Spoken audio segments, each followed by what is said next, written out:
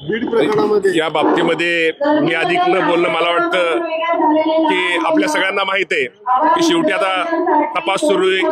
काल ते शरण गेलेले वाल्मिकजी कराड, त्या बाबतीमध्ये आपल्या सगळ्यांना माहित आहे, जो दोषी असेल त्याच्यावरती कारवाई 100% केली जाईल, जो असेल त्याच्यावर कारवाई केली जाईल। वारंवार धनंजय मुंडेंचं नाव समोर येतं, म्हणजे कुठेतरी आहे काही संबंध आहे? नाही, धनंजय मुंडेचा मी तुम्हाला प्रामाणिकपणे सांगतो, मुंडे साहेबांचा यामध्ये कुणी काही म्हणू देतात, त्यांचा कुठल्याही प्रकारचा संबंध नसावा हे निश्चित प्रकारे असते आपल्याला वाटतं। व्हिडिओ व्हायरल होता, त्यांचा संबंध आहे, पान आलत नाही, आपण नाही म्हणता। नाही, पंकजाताई असू द्या किंवा पंकजाताई आमच्या नेते आहेत, धनंजय मुंडे साहेब पण आमचे नेते आहेत। आणि शेवटी तुम्हाला मी आज सांगतो की धनंजय मुंडे साहेबांचा तुम्ही अवघा, शेवटी ठीक आहे, मित्र कार्यकर्ता प्रत्येकाचा असतो, एखाद्या मित्राने कार्यकर्त्यांनी किंवा एखाद्या नेत्यांनी केलं म्हणजे त्या वरच्या नेत्याचा कुठं काय त्यात दोष असतो असं नाहीये, त्यातनं तपासामध्ये सगळं समोर येईल।